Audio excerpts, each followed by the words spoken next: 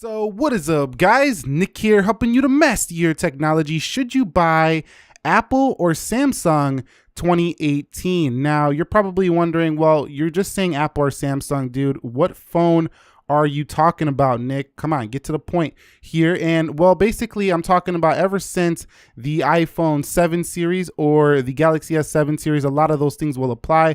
But I've been doing an investigation, and there will be an update to the Galaxy Note 8 coming next month, the Note 9. We will have it on the channel, so stay tuned, be subscribed for that. And we all know, well, we've been knowing this since last year, that Apple's going to bring the iPhone 10 Plus. I mean, they weren't tricking nobody when they just brought out one phone. Everybody knew business as usual. We'll bring out the small one, bring out the plus one next year. You're not fooling nobody, Apple. But in this first part of a three-part series, we're going to cover hardware and design.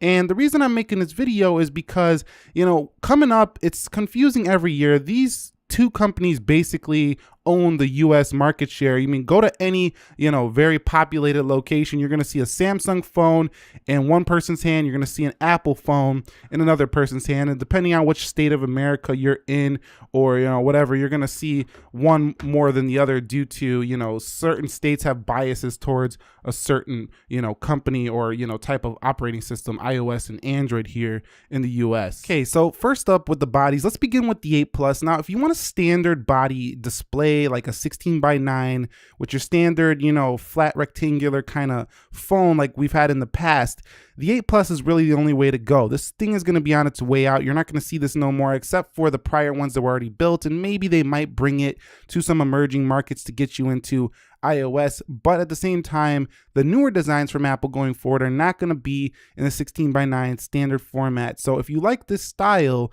then Apple's really the only way to go anymore. The last time Samsung did this was way back when with the Galaxy S7, I think, and that was a smaller phone. The Note, I think it was a Note FE, Note 7, that kind of had a 16:9, but it was more narrow. It had a curve, so it wasn't, as traditional feel. So if you want that traditional feel, 8 Plus, 7 Plus, these phones are still the way to go, but they do have thick bezels. Now, in terms of the bodies, when it comes to material quality, I want to talk about that next up. The material quality I find on the Samsungs to scratch just a little bit easier in my experience over these flagship Apple devices. You can't see it on camera, but I've got more nicks quicker on the Galaxy series than I did on the Apple series this year in my past, months using. I had to put a screen protector on the S9 Plus as this thing's been pretty easily scratching in a lot of places. But the hardware on the whole, though, we do have, I think, a little bit better buttons for the Apple device due to the separation in the button here. And also you have a silent switch, something you don't get on Samsung. Now, in terms of that tactile feedback, though, they're both very clicky and easy to find, but I think they both missed the mark by putting, volume rockers on the left. I feel like it'd be smarter to have them all on the right side. It's just more natural to just put your thumb here, find your volume, find your power button. Some phones do this, but neither Apple or Samsung does this. Now, it would be a little tricky for Apple because they put a silent switch as well, but still I feel like putting all the buttons on one side would be great. But when it comes to just the button quality, I find like the Apple is just a little bit easier to find stuff due to its separation, but both are equally clicky and feel good in the hand. Now, one area where Samsung I feel like does a better job with design is where they put the antenna lines. Now, Samsung on both the Note 8 series and the S9 Plus series, they put the antenna lines at the bottom. So that's an area where you don't really look at your phone a lot, is at the bottom. And they also put the other ones up at the top. Now, I'm not exactly sure, somebody pointed out if this actually makes reception better, but the antenna lines here on the hardware is a little bit more hidden. You don't really see it on the Galaxy S9 Plus or the Galaxy S9 or the Note 8 or the S8, the S8 Plus. But here on the iPhone, putting it on the side, I still easily see that. You see a phone from the side more than you see it from the bottom. So I don't like where Apple puts those antenna lines on their phones. They don't have them on the top, but they have them on the side. So that's a little thing I want to point out between both of these. I think Samsung wins on the hardware in that aspect. Speaking a little bit more about material quality, they both put glass on the rear, and the Samsung does do the similar thing as the iPhone 8 Plus with the aluminum sides here on both the Note 8 and the S9 Plus, two of the best you can buy right now. But the Apple iPhone 10 goes stainless steel. Now, I think they should have went with a higher grade aluminum or, you know, maybe titanium on the sides here, because stainless steel scratches really easily, and I found that to be the case on the iPhone 10, although it does feel a little bit more sturdy and a little bit more a solid construction than the aluminum. So the iPhone 10 stainless steel is a strong material, but at the same time, it scratches easy. So really, this one's pretty much a draw. You know, you might like the feel of aluminum on the sides, and you might like the feel of a stainless steel on the sides, but I think titanium would have been the way to go maybe for the iPhone 10 series. Now, talking about another aspect of their hardware, you get USB-C on pretty much every new Samsung these days, and you don't get that on the hardware of the iPhone series. So you get the Lightning port. Now, this is not really a problem because Apple has been doing proprietary forever, but when you have a MacBook and newer products coming out with USB-C, and pretty much everything on the market is going universally USB-C, even the new Microsoft Go, you know, you should probably think about putting USB-C on your iPhones. I think many people would benefit from this, and it would be annoying to some users who have many Lightning accessories, but at the same time, you had the courage to take away the headphone jack. Why not remove that Lightning port and get on that USB-C game, as you've already done it for your MacBook? So I think that Samsung wins here when it comes to USB-C versus the Lightning port. So who has better attention to detail? Well, this one's pretty much a draw because Apple has great attention to detail pretty much around their entire iPhone. I like the little Torx screws in here. They have the, you know, beautifully crafted, just like the aluminum, how it meets the glass. It's just really smooth how it feels in the hand. But at the same time, Samsung has paid attention as well. And, you know, they have this camera that's super flat, and I like that attention to detail.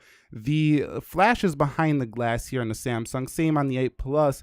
And it's just really well thought out. So both phones very well thought out. The Samsung is more of an evolution of the S8 here with the S9 Plus. But I think when it comes to the attention to detail, both have paid extremely close attention to every detail on these phones, and it's pretty much a draw there. I do like where Apple puts their SIM card tray. Samsung puts it up at the top. I do like how Apple has it on the side here, but at the same time, if they move those buttons over here, they would probably just put it on this side. So I don't really like reaching up here to get my SIM card out, but that's something small, again, subjective. But I do like how Apple puts it on the side. It just makes a little more sense to pull it out, put your SIM card in, slide it in that way. It's just something small, I had to say there. So quickly discussing the displays, you get curved displays here with Samsung versus more of a flat style display on the iPhone series. Even though you have that more narrow aspect ratio for the iPhone 10 and going forward, Samsung's been doing curves for a while. If you want a flatter display, you have to get the Note series. The curve is more aggressive for the Galaxy S series of device, although that does make it a more compact feel in the hand when you are using the Galaxy S series of phone. I think that this kind of come down to personal preference, but I find that the flat display is a little less distracting on a day-to-day. For some reason, I just feel more focused on my content when I'm reading specifically on a flatter display like the iPhone 10s or the iPhone 8 Plus. But when you are doing things like watching video or, you know, just really trying to enjoy that display, I think Samsung has got Apple beat every time when it comes to just watching media, consuming content, and not really reading and doing things that require you to really focus in on your display. Just, you know, kind of just watching media and things like that. I really find gaming as well to be more enjoyable on the Galaxy's further display quality on the having just them beautiful OLED curved displays. So if you do a lot of reading on your phone and you're not really into the whole media consumption thing, I think that you'll like the iPhone's display a little bit more. But if you're into, you know, consuming a lot of photos and videos and things like that, I think you're going to enjoy Samsung's panel more. One area where Samsung wins, and I talked a little bit about it earlier, is their flat camera designs on the rear. So the Galaxy S9, iPhone 10, we see the little hump there. For the iPhone 10, this does make a difference. When you have the iPhone 10 on the table, it does rock around a little, you hear that. Now on the Samsung, it doesn't really rock around that much, a little bit slightly, but that's not due really to the camera. On the iPhone 8 Plus, you also have a camera hump right there, a little bit more recessed than the iPhone 10s, but you don't have that camera hump for the Galaxy Note 8 either. So Note 8 with a flatter camera design. So I think Samsung wins on the hardware on that front as well. So design and hardware on the day-to-day, which one feels better in the hand? Well, I think Samsung does a little bit better in making a bigger phone feel more compact in the hand. So the Note 8 has a monster 6.4-inch screen, is somewhere in there, 6.398. It's high up there. One of the biggest screens you can buy. But the Note 8 feels more compact than you would think. It's really tall, but because it's so narrow, Samsung has done a really good job at thinning out the bezels and making this feel as compact as possible for a large phone. And Galaxy Note 2, those older phones felt bigger for their time than this phone feels, even though it has a really monster display. Now the iPhone series, I feel like it has a little bit more of a comfortable feel around the corners, like just resting in the palm. It just has a slight more curve here. It just feels better here in the palm. So like if you're doing a lot of one-handed texting, I like the iPhone series a little bit better. Same here with the iPhone 10.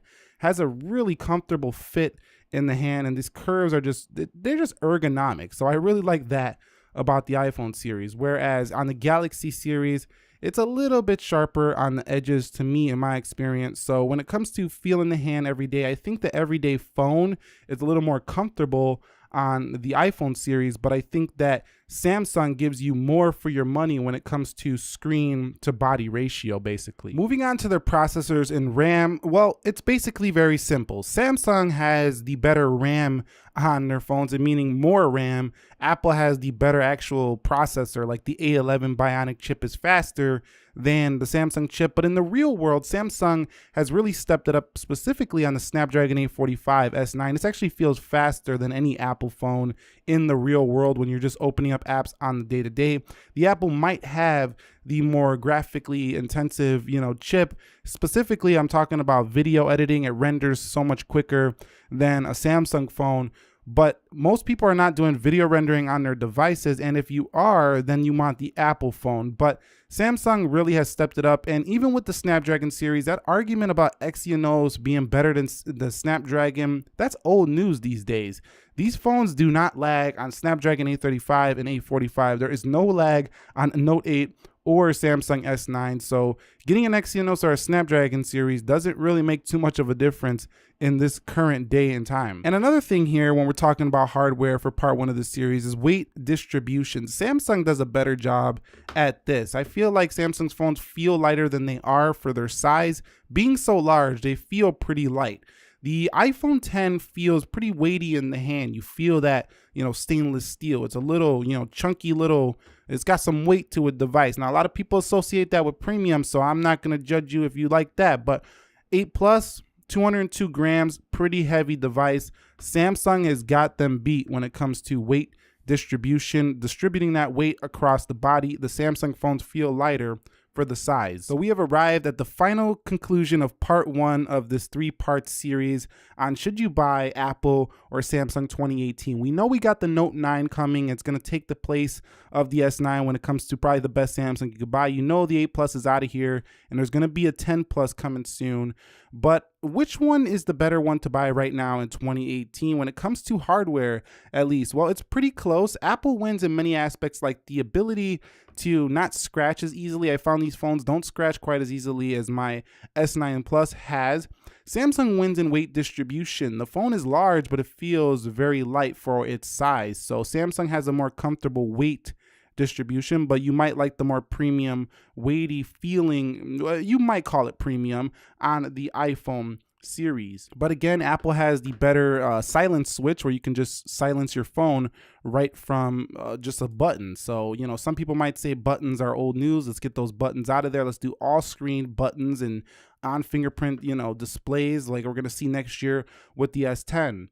Now, when it comes to their design, when it comes to displays, I feel like Samsung stepped it up by putting their fingerprint in the middle this year, getting rid of that side fingerprint that they had on the Note 8 and the S8. That was a problem, but Apple came here and put a notch on their phone. Now, I know this upsets a lot of people saying, come on, man, just get over the notch. Nobody cares about the notch. It's old news. No, it's not. When you're trying to evolve to an all-screen display, this is in the way. It'll be gone in a few years, but for now, it's still in the way, and don't deny it just because you love the device. It's still there. You still see it, and if you ever use a Samsung phone or use any other phone without the notch, you definitely notice that it's no longer there. So don't kid yourself. It's still there. Apple Find 10, check that phone out if you want to know what I'm talking about. But it doesn't make the iPhone 10 not worthy of a purchase. It's still definitely worthy of a purchase. Why do you think I purchased it right here? So that's it. That's part 1 of this series. This is a 3-part series. Next up, we're going to discuss software. So if hardware wasn't enough to make you decide to buy a Samsung or Apple going forward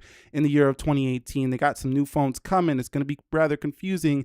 Stay tuned for my next part where we're going to discuss software between Apple and Samsung. And if you found this video helpful, enjoyable, entertaining, informing in any way, shape, and form, do me a favor, click that like button for me. If you're new here, consider subscribing for more content like this.